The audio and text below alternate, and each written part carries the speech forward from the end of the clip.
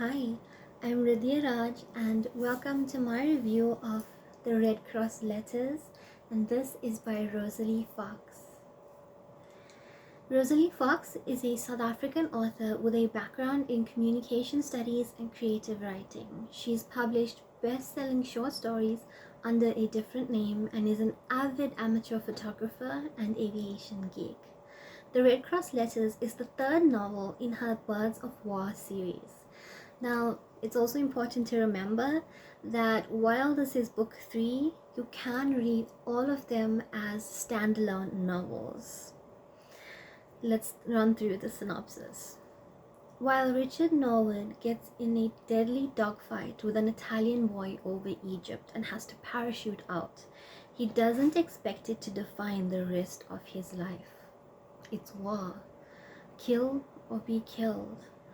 But when both he and the Italian end up on the ground, he finds that there are no politics in humanity, and that a promise to a dying man must be honored.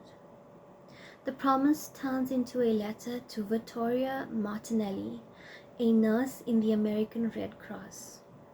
This is the story of wartime letters that carried one man and one woman through the Second World War. It's the story of a great artist and a masterpiece painted on Malame Beach in 1941. And it's also the story of a hawker hurricane called Molly Malone, who the kilted pin-up girl painted on her fuselage. It's a lament, a love story, and a requiem for all the things that should have been, but will never come to pass. And the poppies that you see on the back are always used to honor those who've been lost. And one thing in the synopsis that really touches me is about how there's no politics in humanity, and that feels so apt with all of the things going on in the world around us. Wow.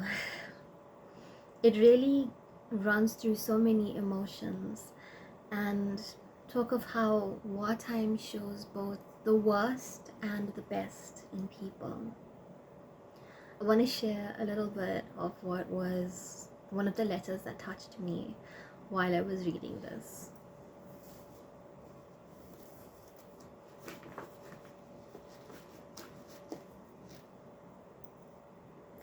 Dear Victoria, I took a while to reply.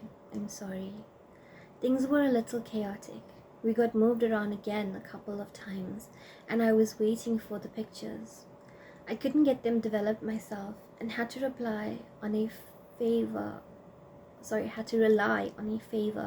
from our wingco.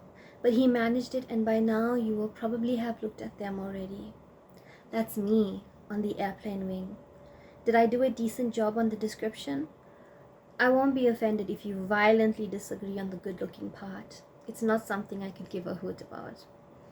And if you're wondering about my tone, I'm laughing a little as I write this. On impulse, I included one of Nick and I and one of Nick at his easel.